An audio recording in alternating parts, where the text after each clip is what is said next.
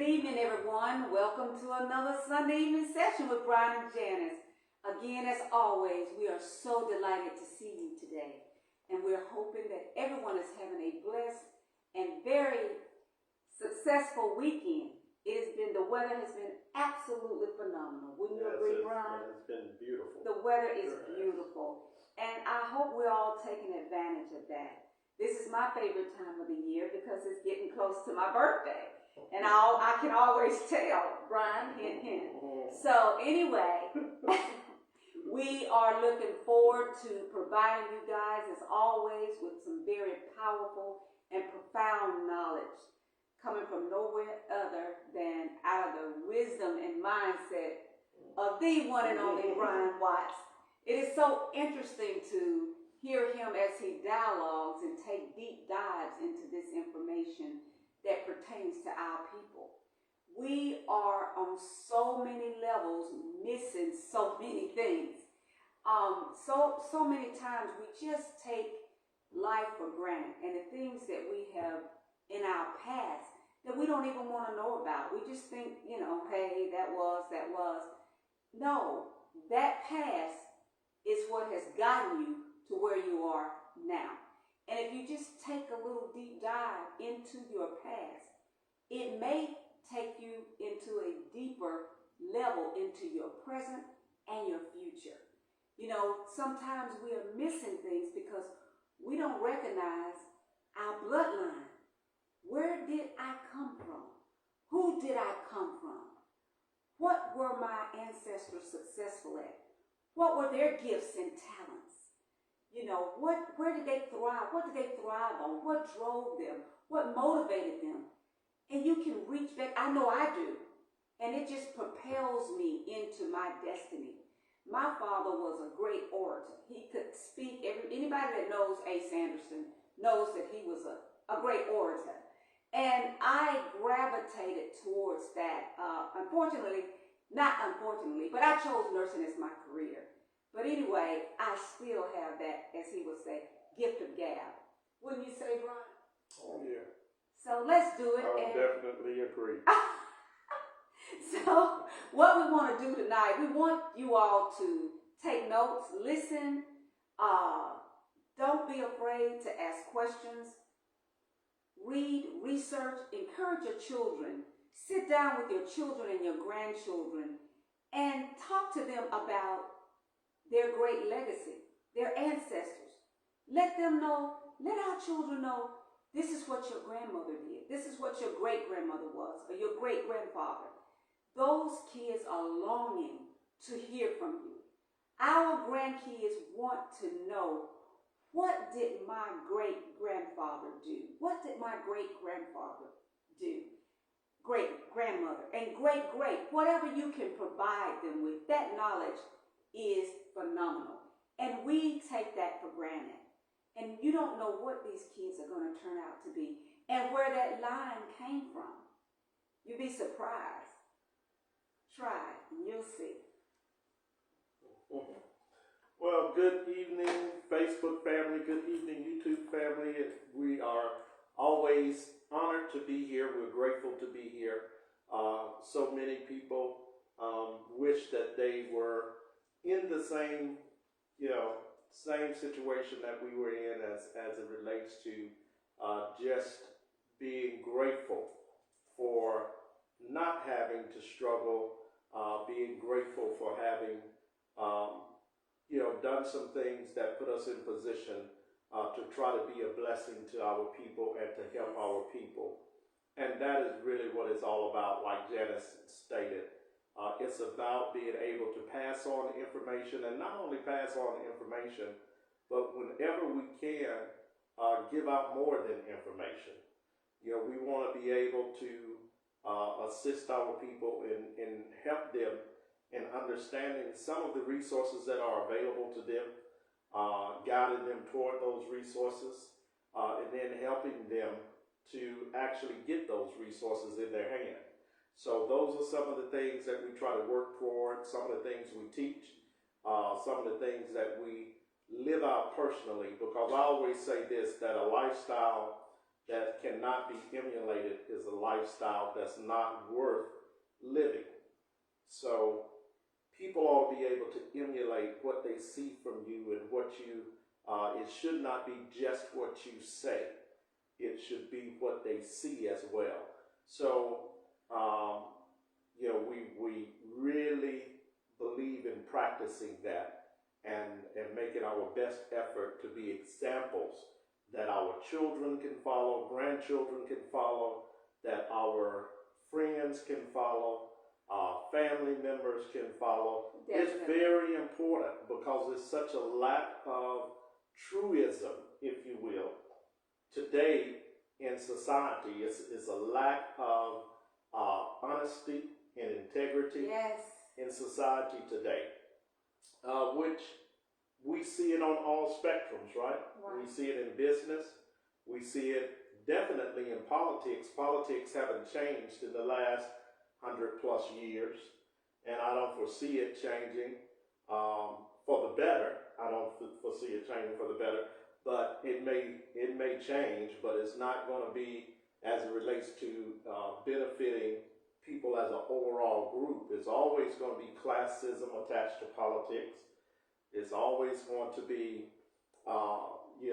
different segments of the population that are more privy than others when it relates to politics. That's just the name of the game.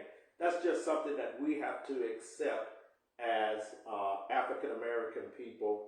And so in doing that, we have to also study politics to take advantage of those things that are available to us so that we can try to advance ourselves as a group, as a community, and not have so many in our population and segment left behind by those same politics that present so many advantages to other people.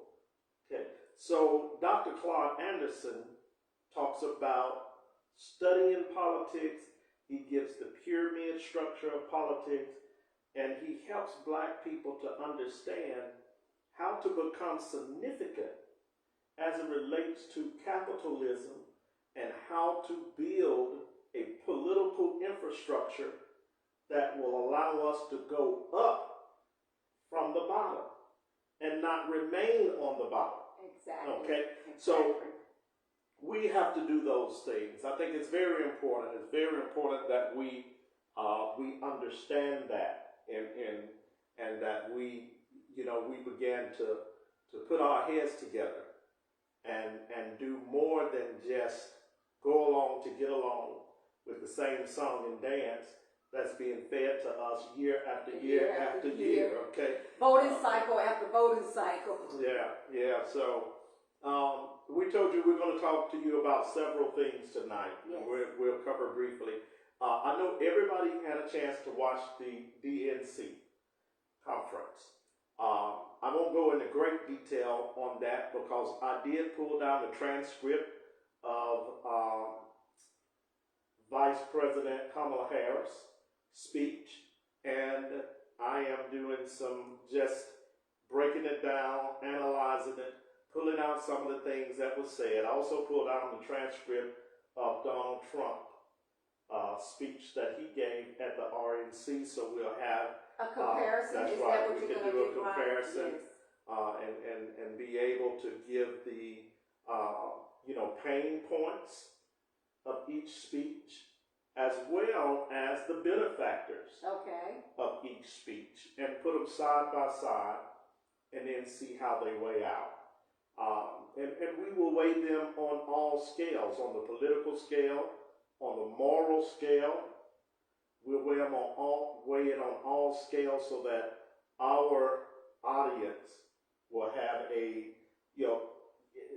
enough information and enough knowledge to make a rational decision of their choice. Yes. So we'll do that next week, guys. Like I said, but I hope everyone had a chance to watch the DNC. I thought it was well organized. Yes, it it was. Very well organized. Outside of the first day, went a little bit long on Monday night, but after that, everything seemed to move very smoothly. There were some very powerful moments, we know, with some of the speech givers. You had the Clintons, and of course, the Obamas are always the showstoppers. They're very well spoken, and there's not many men that can compete with President Obama's authoritative skills. And there's not many men that can compete with his political savviness as it relates to his genius of understanding politics. He's really brilliant, So like I said, I believe in giving people kudos as well as that constructive criticism when needed.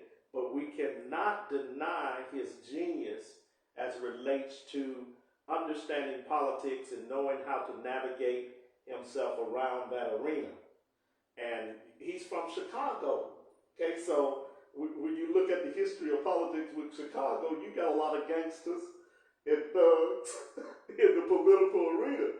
And Obama happened to learn from one of the best, so you all can do a deep dive on that. But Who anyway, did he learn from, Brian? You're gonna make me call his name. I'll call it before the show is over. Okay. But anyway, his mentor in Chicago. Somebody look it up and they can put it on the screen for us. But anyway, he learned from the best, and like I said, he is a brilliant mind when it comes to just navigating himself around that arena. Gave a great speech. So there were a lot of good things. Just like with the RNC, there were a lot of good things.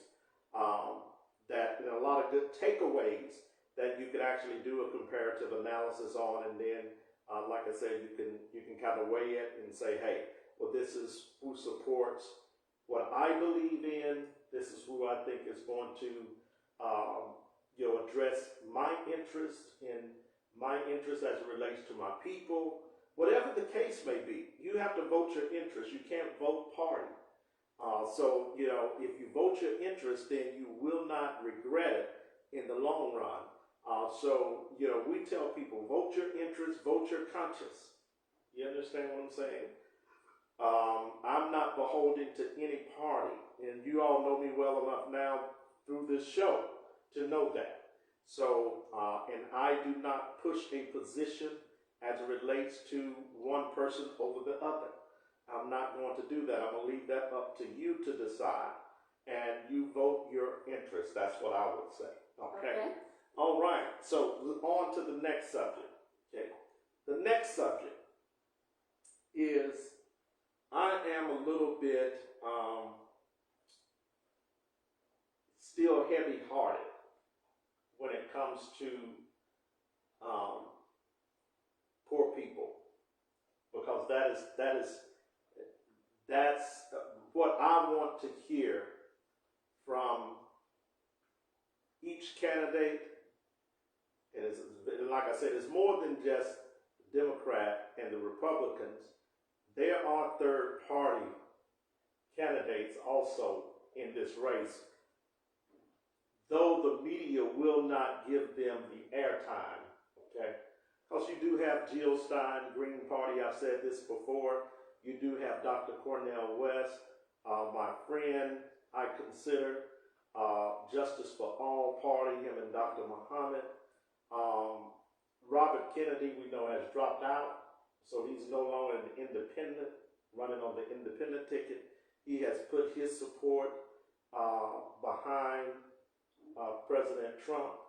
Former President Trump. Well, we still acknowledge him as president. Once president, you're president. So he holds that title. So we have to be respectful in that manner. If we call President Obama president, we need to call him president as well. So, yeah. So now we don't want to try to degrade him. That's not what we need to do. Okay. So call him President Trump. Even though he is the former. Anyway, what I have not heard from anyone except my friend, Dr. West, and from Jill Stein in some in some areas, she talks about it. but I have not heard anybody address a plan for poor people. Poor people always seem to be the ones that are left out. Okay? We have heard a lot of talk about the middle class, building from the middle class out, and then building from top down, meaning make business your center of attention and your center focus. And then as that revenue from business trickle down to the middle class, and the middle class sector, sector, they begin to create business, and then they build and extend out. Okay, so you got two branches going, left and right from a standpoint of how they want to build financially and how they want to increase the job market, things of that nature. But not one candidate has talked about what do you do for poor people, okay? Outside of, the governmental, what I call aid system that is in place to help poor people, but it is very minimal at best because it's not enough to even take care, for them to take care of themselves, okay? So when I say minimal at best, when you look at poor people that receive government assistance, and I'm speaking of those that are not receiving SSI, but may have suffered from some type of mental disability, may not can work due to some type of health condition at a young age that they were affected by, okay? Just give you an example, sickle cell, person cannot work. There's very little aid, for that person, or a person that has kidney failure at a young age and can't work anymore. The subsidies that they receive by way of the government, probably no more than $1,000 a month, if that. Yes. And there's nothing that's said about people. That's one group that may have issues, and then the other group is those that they have criminalized that are in the ghetto. Okay, we are not, until America understands that, until retribution comes to the most marginalized group that they've used as a labor system and that they've used as a system of being able to transfer wealth through their labor and through the criminalization of those people, from the schoolhouse to the jailhouse, until America recognized that you have to address poverty in poor people, black and white, okay? You've got to address that group if America is going to progress. Leaving that group out and not addressing that group and addressing the needs of that group only gives way to more crime, more decadence. You understand what I'm saying? More poverty. It continues to breed what it's already doing. So you can't leave out that group. And like I said, what I've not heard, from either party is a true solid plan to address poor working families. When you got families that are working 2 and 3 jobs just trying to make ends meet, and we said this on previous shows, that barely can pay their rent, they can't afford to buy a home, and then you have landlords that are doubling and tripling rent, and because, for whatever reason, may not be able to afford a home, or they can't go anywhere else, they have to subject themselves to that type of harsh treatment. There's nothing that they can do. So, but Brian, a lot of times, some of these people, they're at a disadvantage due to a lack of education, okay? And when I say that, I really want to home in on the way we need to understand this. When those kids are growing up and they're in school, what are the distractions that's keeping them from learning just like other kids? And when you come out of that, when you finish school, you go on to a craft or technical skill, or whether you want to go on to college or whatever, to better yourself, to come up out of that. What you're missing is the criminalization of the public school system, which is now happening, is more prevalent now in society than it's ever been. Why is that? It is because the majority of our children are in the public school system. Okay, so when you got the criminalization of public school system, that starts at age 6, 7, 8. It starts at the first, second, third grade. Our young men and young girls, young ladies.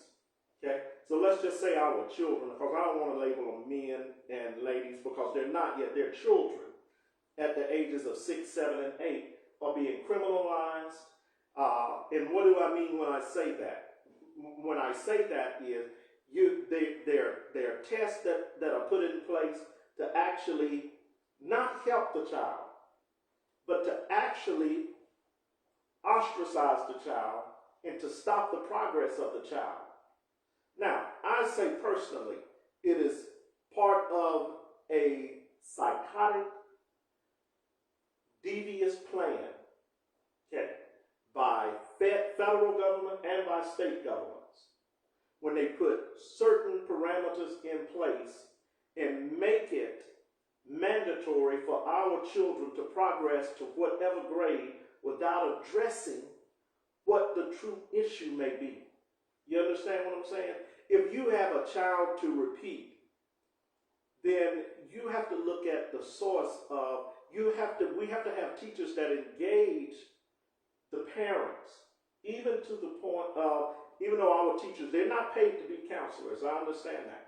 But you at least have to know what's going on in the home that may be affecting that child's ability to learn. That child may not be slow at all, but that child may be going through some things because mama is having to deal with some things, or mama is not there when that child gets home because she's out working 2 jobs to try to make ends meet. Okay? Or daddy may be coming home and he may be abusive to mama.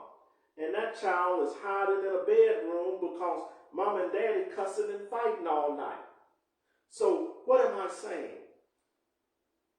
Those tests now that child is taking, even though that child may be capable of passing anything, but because of the undue and unnecessary stress that is in the house, that child's ability to pass the test now becomes limited. Okay. Not because the child is not capable of doing it, but because of some of the situations that's going on in the home. Okay. So I was on last week with the charter school that I'm a co-chairman of. Mm-hmm. We had a board meeting last week, and it was a teachers building conference. And one of the questions in that building conference was, how do you address the parents of children that seem to have some deficiency when it comes to learning? Okay. And one of the brilliant young teachers that I was in this conference with, I was very impressed. One of the in African American young men, he said, I would set up 15-minute meetings with that parent 3 days a week to understand the dynamic of what the child is dealing with at home. He said, it is not that I'm trying to get in their business, but in order for me to give that child what they need in the classroom, I need to know what they're dealing with outside of the classroom. Exactly. Brilliant, brilliant. All of the teachers that were on were absolutely brilliant. But they were out of the box type of thinkers, okay? And they did not handcuff themselves to one particular style of teaching, okay? But we're talking about charter school now, so that's a little. No, we're talking about public schools. Oh, I thought you said it was a charter Yeah, school. but it's still, a teacher is a teacher. This was, the conference was charter school, but still, a teacher is a teacher. You understand what I'm saying? In the public or charter. So what I'm saying is, this is what teachers have to do, whether it's in charter or public. It doesn't matter. A teacher is a teacher is a teacher. You understand what I'm saying? So most teachers now in the charter school was once in public schools. So they're bringing out of the public schools what they did to the charter school. So it doesn't matter about what type of school set, because some of your charter schools now are literally public schools that have the charter school label. Okay? They are not efficient when it comes to our children being up to par and meeting certain standards. You understand? So when we talk about the criminalization of education, that is one thing that have always in the black community have been discriminated to down to our children via classism. So what do I mean when I say that? If you have a middle class black, that a child who has a mother that is a nurse and a father that is a school teacher, that child tends to get more attention than the little boy whose mother works at McDonald's and there's no father in the home. Now, we just have to call it what it is. And that child is treated differently. Okay? So classism and discrimination in the school system is real based on the structure that's been set up that's called poor, middle class, and wealthy. And most of the children are dealt with accordingly. Your wealthy children end up in your magnet schools and in your charter programs that are top echelon, creme de la creme. And they write the little middle class student out of that by way of saying the roster is already full or you didn't test high enough.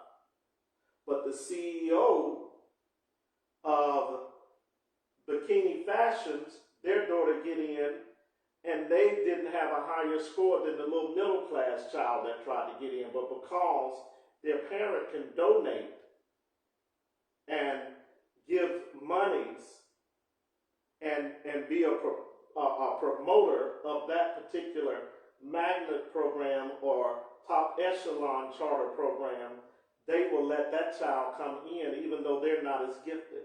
See, so we don't want to deal with those things, but those things are real.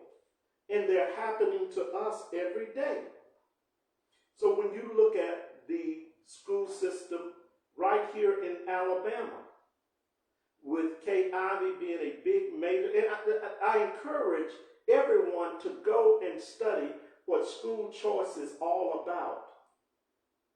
Okay? We don't study, we just tend to haphazardly go along to get along without studying what these programs are about. Why is she such a supporter of school choice and getting rid of public schools? She's also a proponent of doing away with the education system.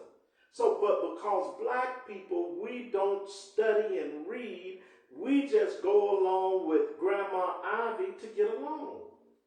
You understand what I'm saying? when she's not really for our children at all. She's not for the black community at all. And she's another, and when Governor Wallace in his heyday, when he was a staunch racist prior to his quote unquote conversion, okay, after he gets shot and is paralyzed and he goes through this metamorphosis of becoming a Christian, okay, he was a staunch racist that we know stood in the school doors and said segregation now, segregation forever. That is the history of the Alabama school system. Was segregation, was the history of that. When you look at Kayali, in my opinion, some of the things that she support is no better than that. But we have to take, there again, we have to really start researching these programs to understand why is this being pushed, and what is the true reason behind this particular program. What is the source behind it? You understand what I'm saying? We have to do the same thing when we talk about researching politics. The same thing comes into play. You understand? So there are some things that I think, black people as as that lower tier group, we have to start really taking notice and then being advocates for our children. Brian, I get it, but at this state, at the state that we're in right now, I don't call it the state of the United States, everybody is trying to keep their head above water. No, it isn't. Yeah. I would disagree with that. Not everybody, but the middle class is trying to keep their head, they're trying to stay in the middle class, okay? Yeah. Everybody can't afford to just devote so much time because they're working, as they say, they're grinding. I understand trying that. to make it for their families and to make sure that they have what they need, that their families will survive, and that they're able to provide for their children to go on to receive a higher education. It's tough because as a parent, when you're in a certain income bracket, you're on that middle class or that upper. But I'm not talking about people that are struggling to stay at a middle class status. I'm talking about people below a middle class status. Well, who's going to help them? So people at the top, the millionaires and billionaires aren't. Yeah, but what I'm saying is, see, you going back to middle class because that's what's programmed into your mind is middle class.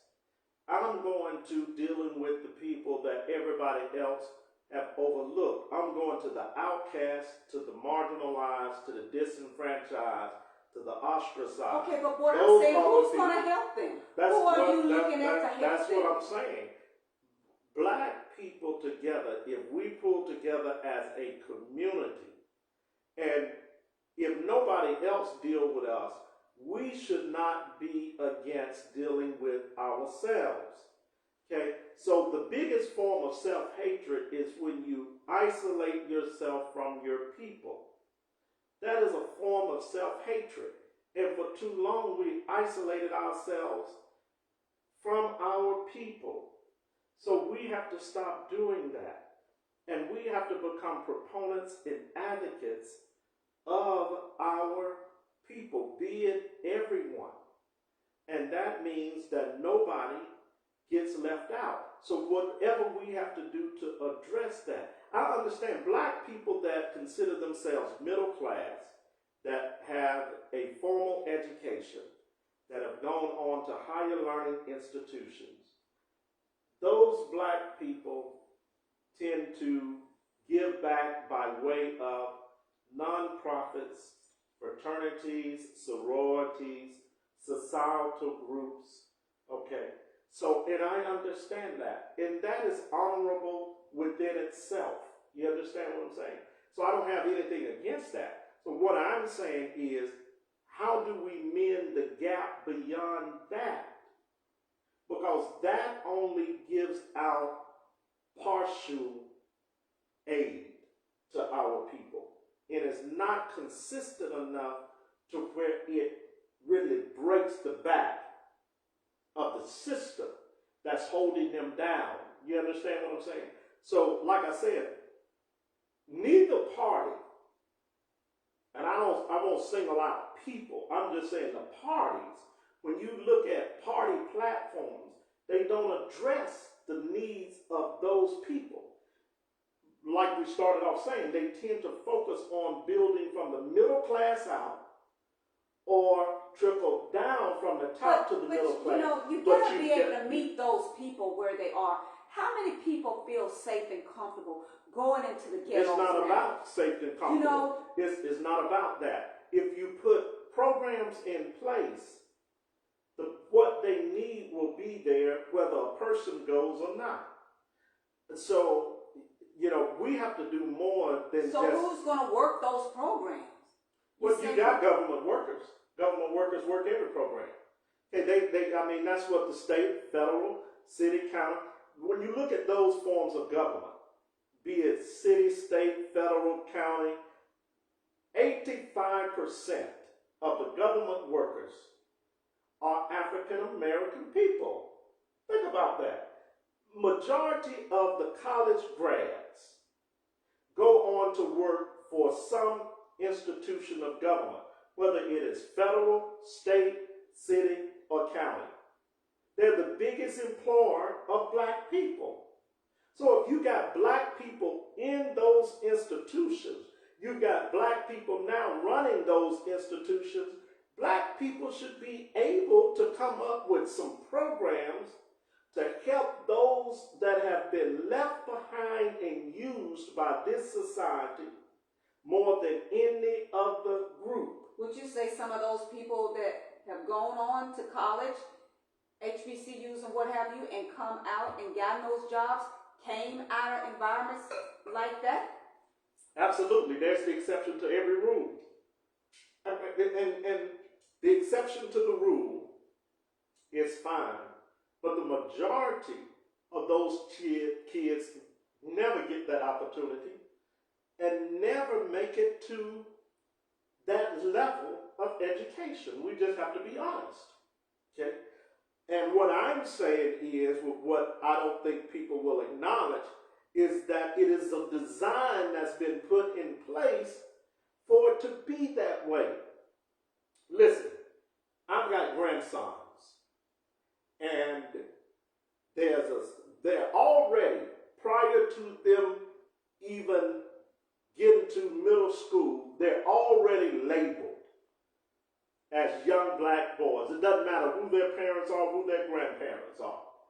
When that teacher sees them, okay, there is a certain stereotype that is placed on them regardless of how intelligent they are, or how non-intelligent they may be. There is the stereotype for them is the same.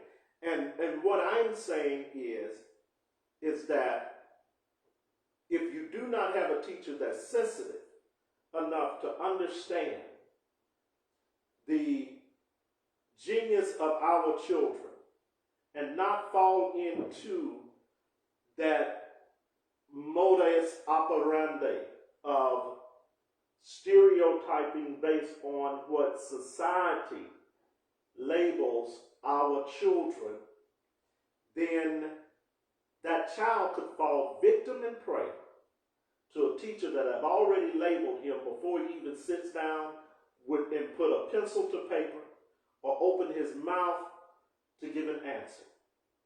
That's what I'm saying. And what I'm saying is, we have to notice that, we have to do something about that. And it cannot be that we discriminate against a child that's on the bottom because they're not from a middle class family. And then you work with the child that's from a middle class family because you may know their parents or their parents are educated or whatever the case may be. And you feel that this child has a better chance than the child that's from the poor ghetto. You understand, whose mother is working at McDonald's and working at Walmart trying to make ends meet, and there is no father in the home.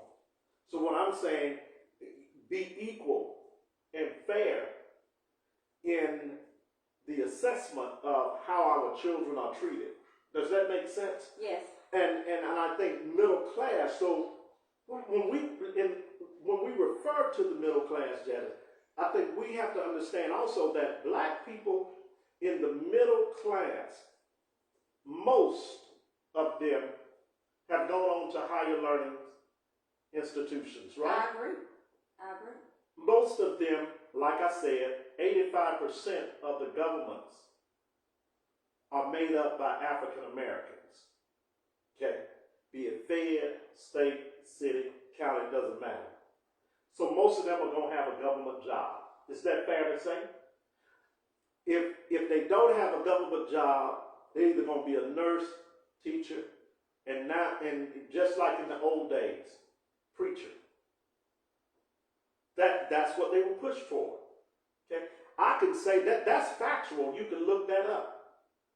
You understand what I'm saying? I do. So we have labeled those people middle class because they fall into a certain job market, and they've gone on beyond high school to get a degree, whether it's an associate's, whether it's a bachelor's, master's, it doesn't matter. You understand what I'm saying? But we label them middle class because they're, we have said that they're highly educated. That's what the term highly comes from. It means just going beyond the 12th grade, okay? Going beyond high school. So if you go beyond high, you're highly. That's what the whole terminology of that comes from. Highly educated. Highly educated doesn't mean that an individual should be labeled any less than someone else. I get that. Okay. Mm-hmm. So when you look at middle class blacks have a tendency to capitulate to the whole fantasy and illusion that they are a little bit different from the poor black on the bottom until they get in trouble with the law.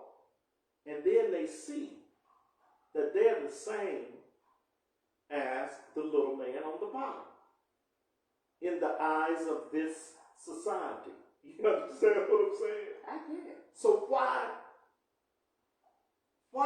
do we not then invest? Not only we invest in each other, we invest in all of the community.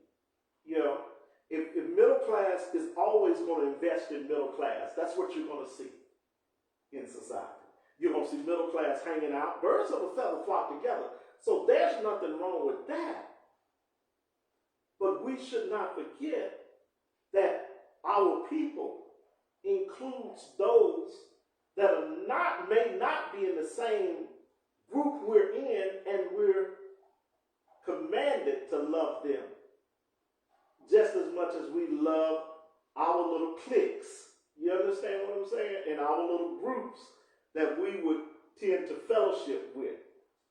And they have to become more than a, I won't say this, but I'll say that poor people has to become more than a token program to middle class blacks. You understand what I'm saying?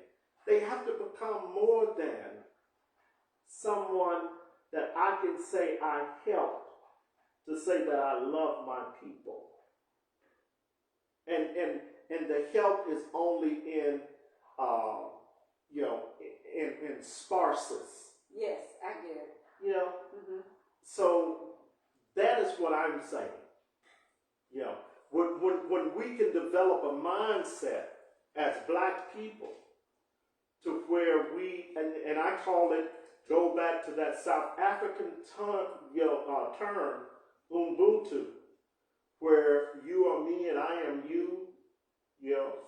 You and I are one. We're one community. When I see you, I see me, then vice versa. So when we get back to that, as a people, then we could bring the man that's on the bottom up. You understand what I'm saying? So, and I remind you that when we look at genius, a lot of your genius comes from those people that do not have the formal education. Okay?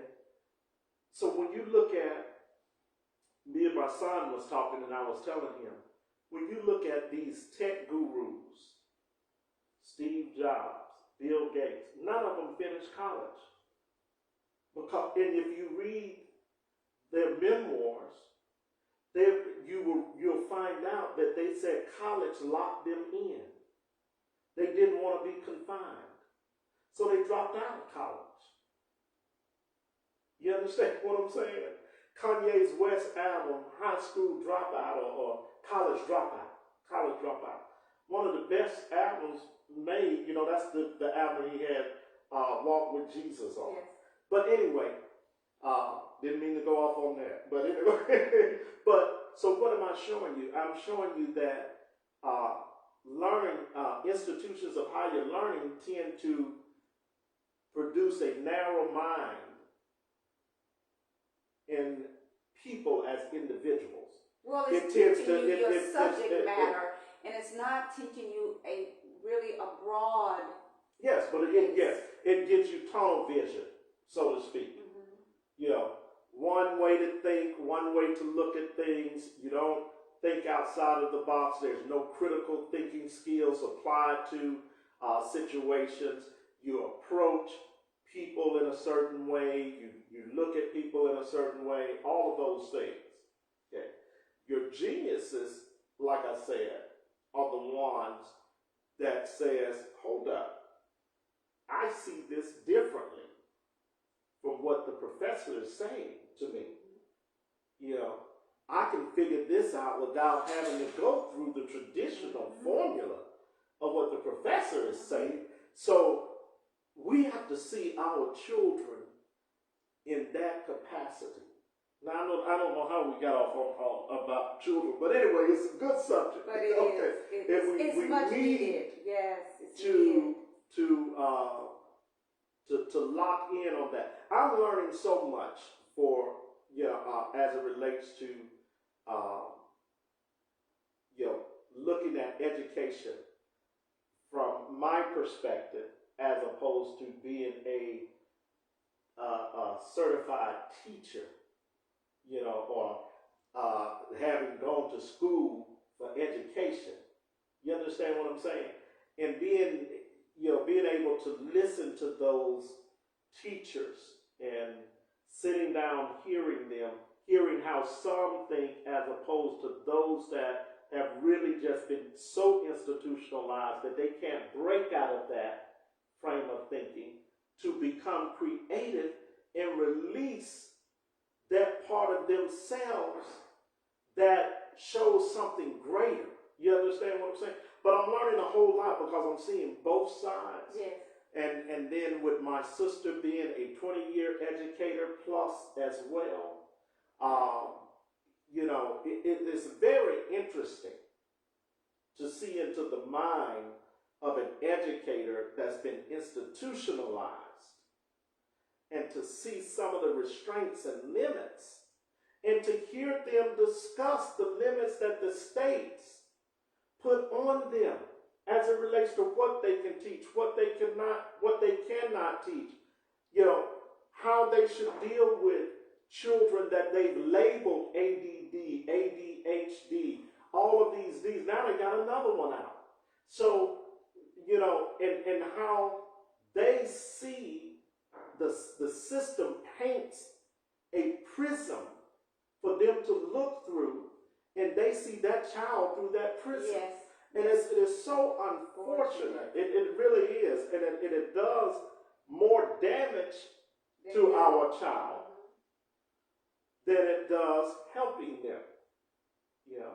And then when the child becomes frustrated because of that systematic type of teaching and systematic type of instructions or way that the teacher is trained to handle the child, It's different. yes, and it frustrates the child.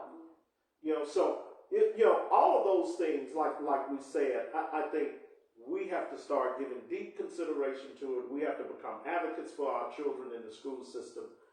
We cannot lock ourselves into the system of school choice, and then just totally forgetting about those that are in public schools. So this is my theory. What the states and the federal government wants to do with public school systems is make them, they want to make them more so prisons. Okay. They want to make them reformatory type of schools. They want to make the whole public system like that.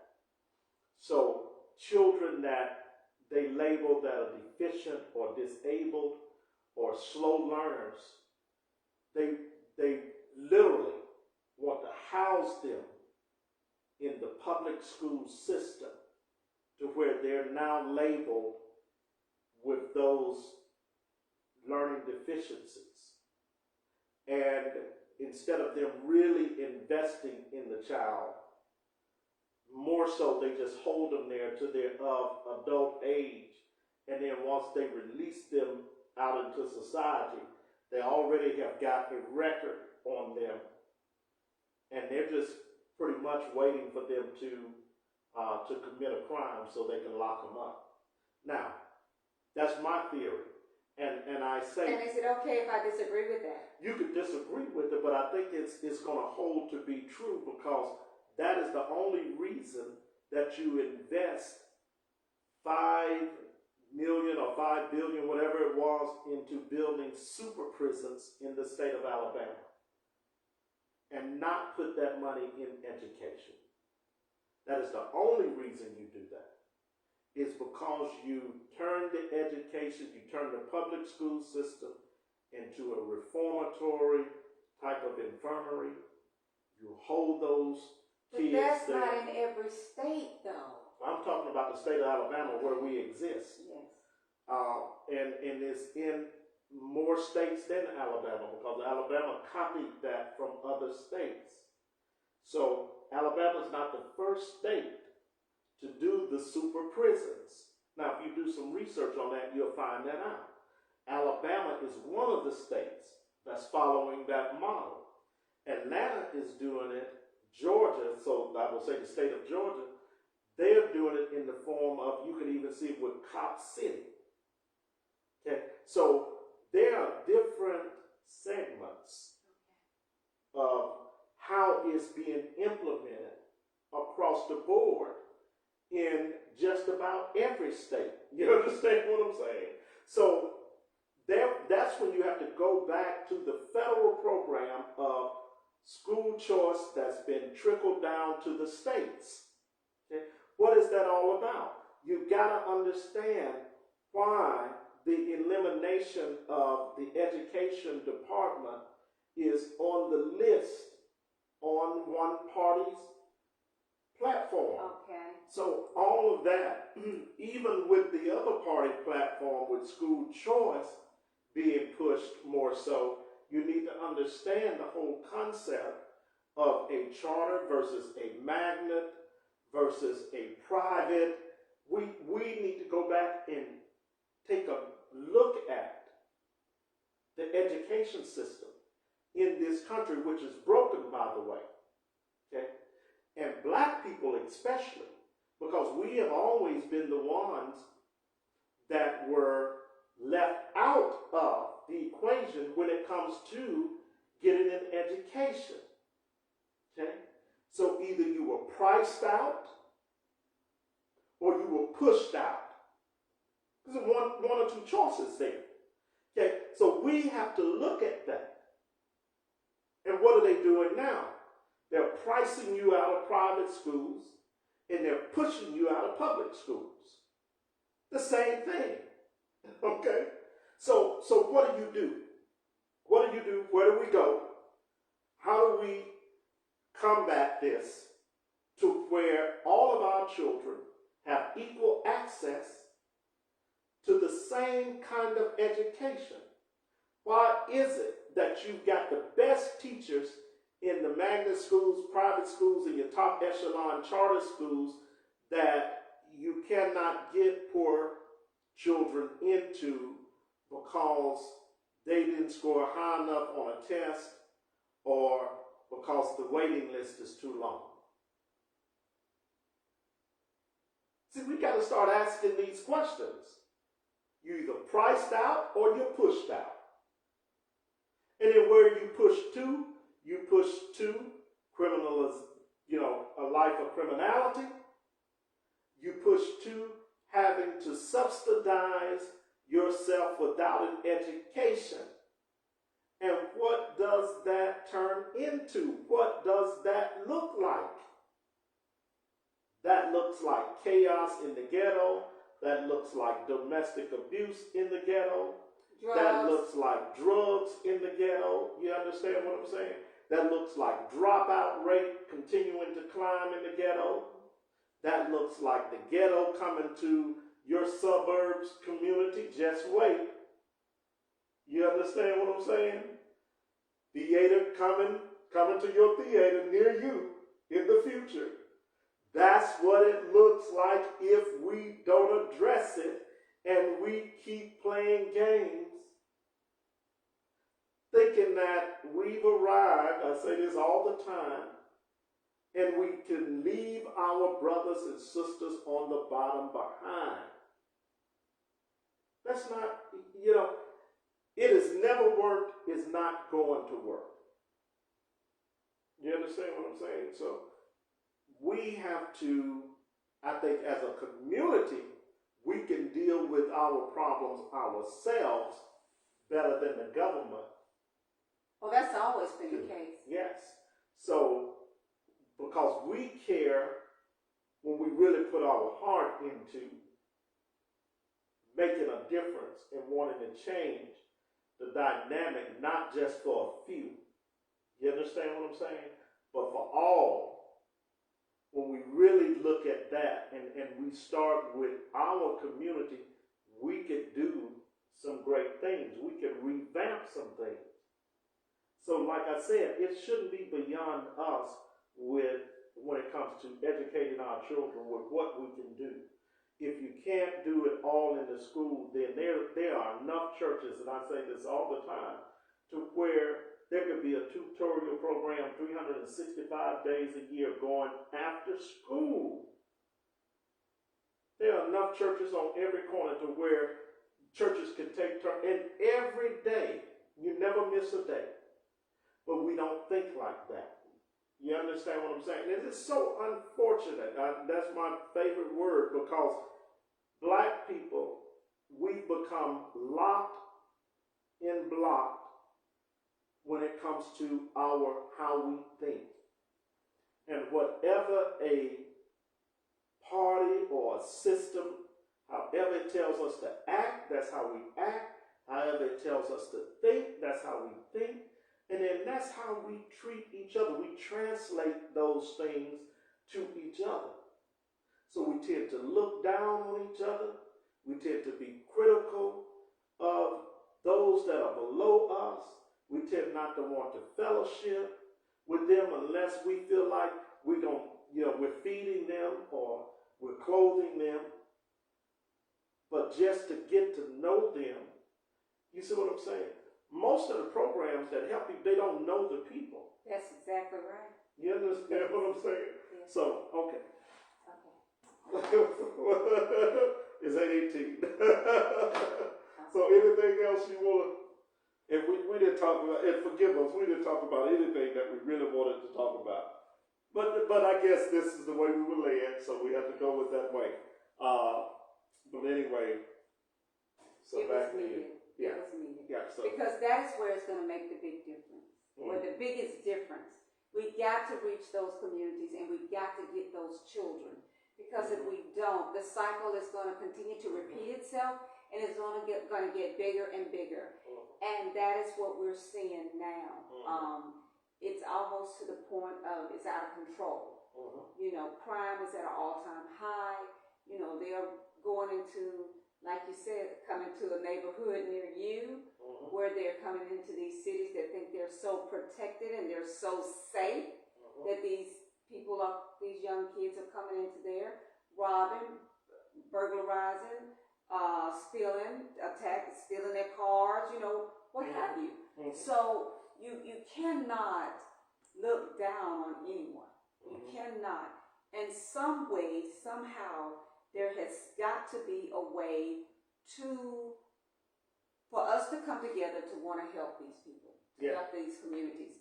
And until we do that, those that think that they're safe in their little cocoons, in their little paradises, guess what? Toto, you're not in Kansas anymore.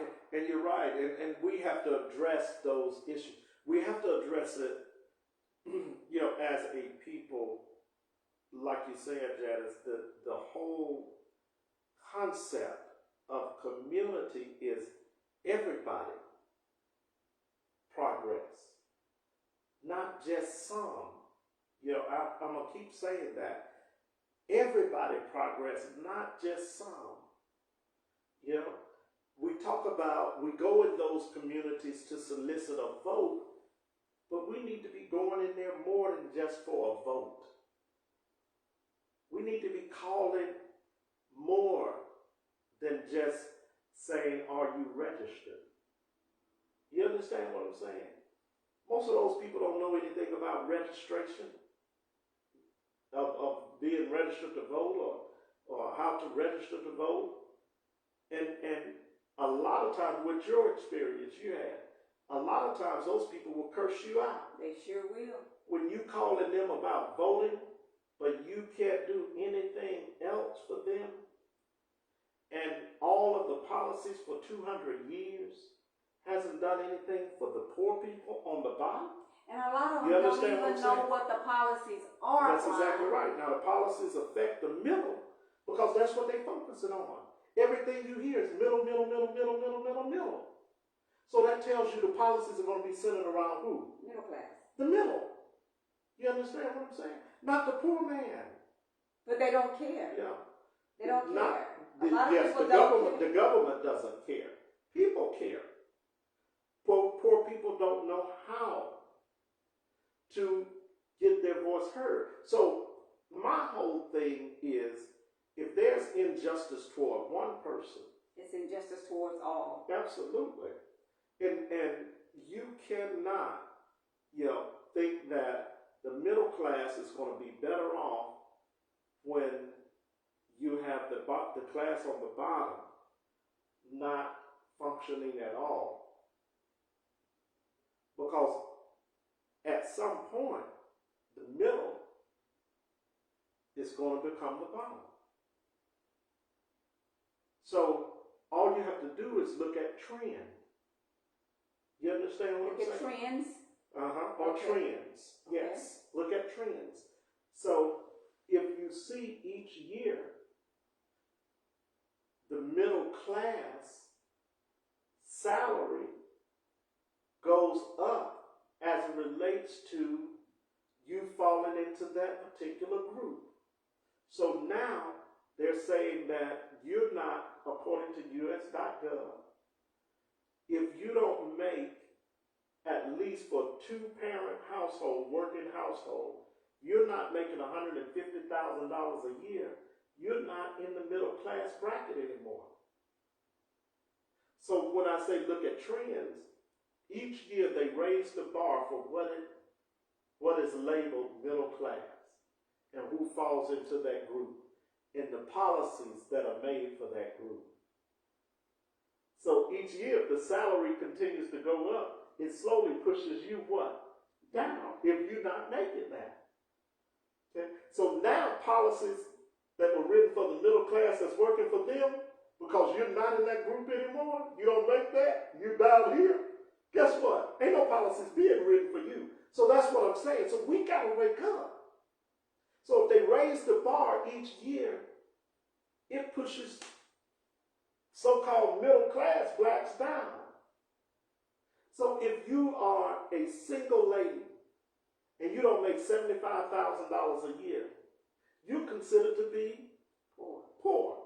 You're not in poverty, but you're poor. You're working poor class. That's what you're considered. Ain't no policies being written for you. They're being written for the person up here. See, they're being written for the groups that's coming in. The Asian groups make more than us.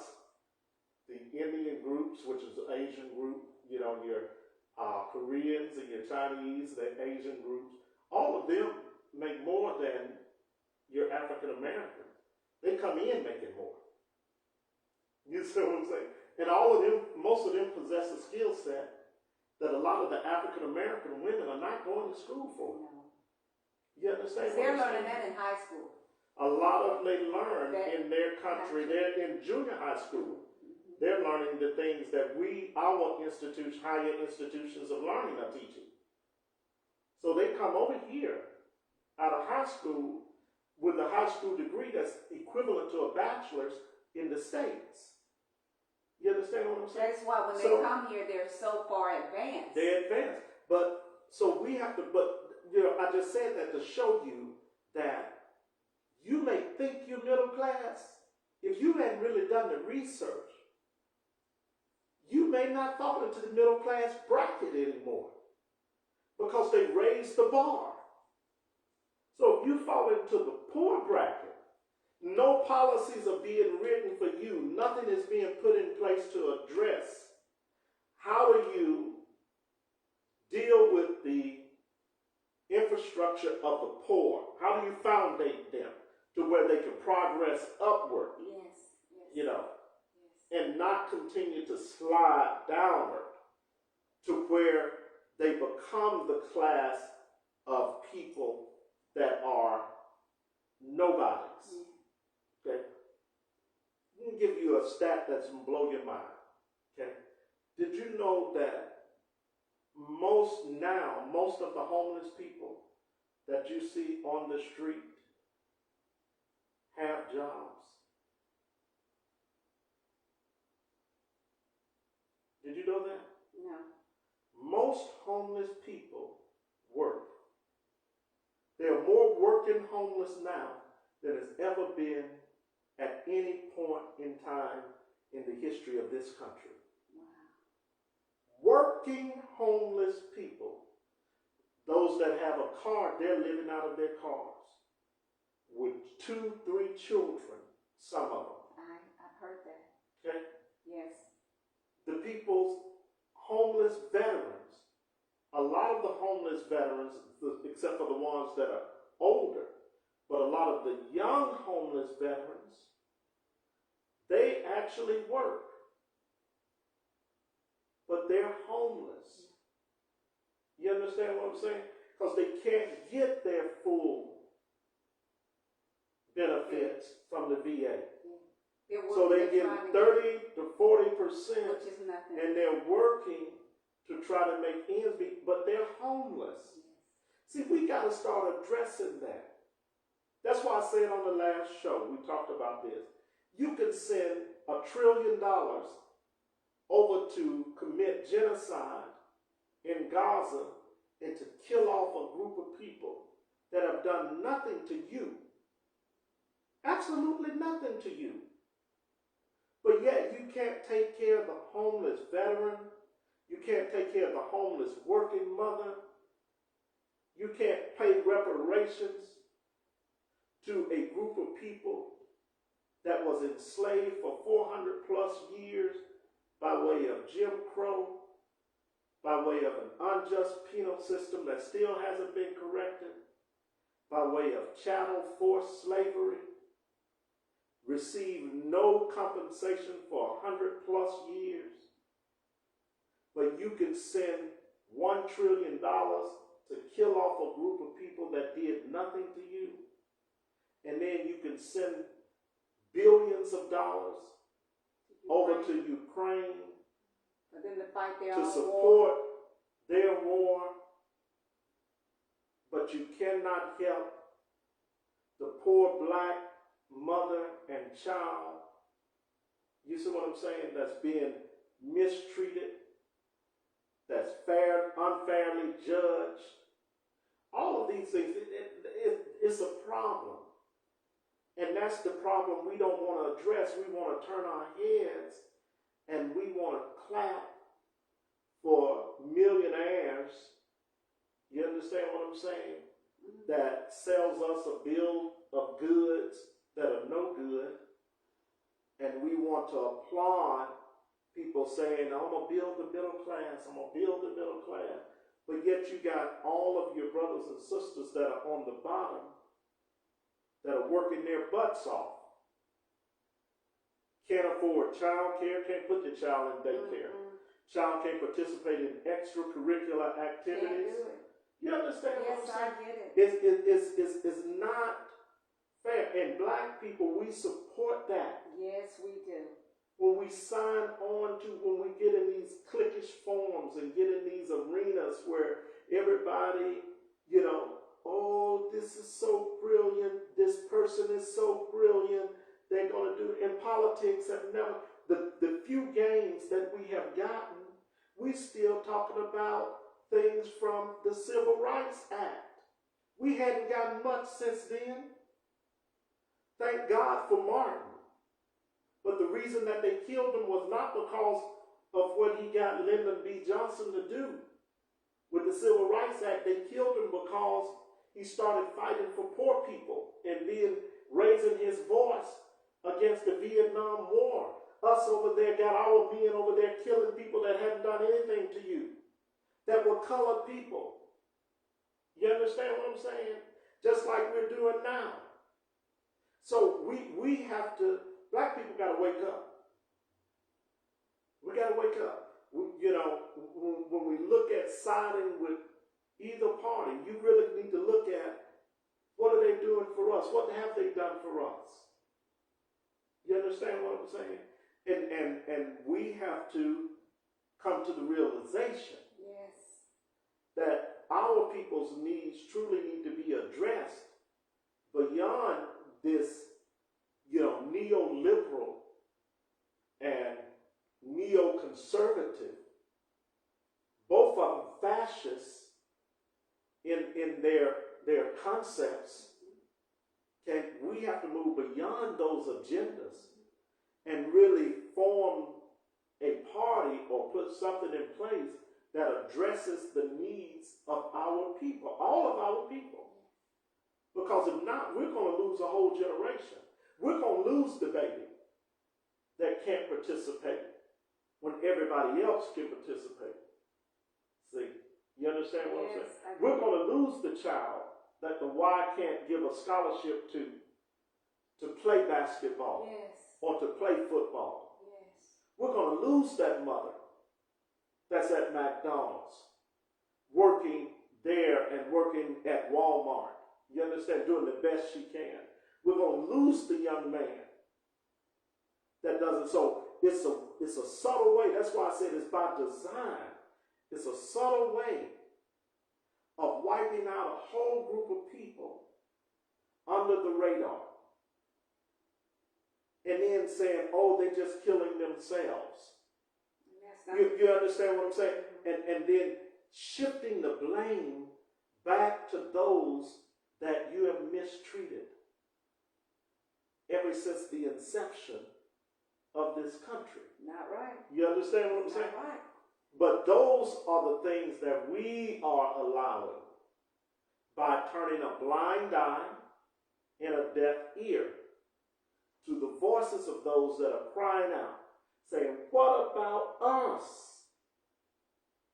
So I've been there, done that. Been there having to pay a water bill or a light bill and sacrificing the water getting cut off, and having to go to the grocery store and buy 5 or 6 gallons of water until I could get a paycheck to cut it back on.